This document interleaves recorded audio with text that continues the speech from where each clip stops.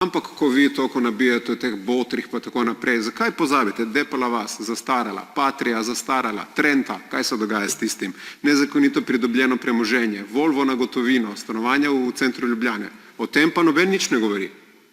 To je pa na vaši strani pa nedotakljivo.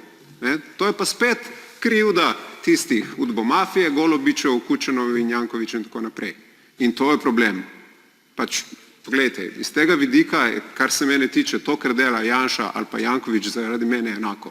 Dokler se izkorišča politiko za to, da se okorišča na lastni račun, meni čisto vseeno, to dela Janković ali to dela Janša.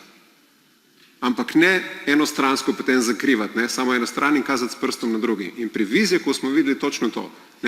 Petan in Vizjak, ko sta sedela skupaj in tam mahinirala, kako oškodovati državo, ni imelo nobene veze, da je en iz LDS-a, drugi pa iz SDS-a. In to je problem.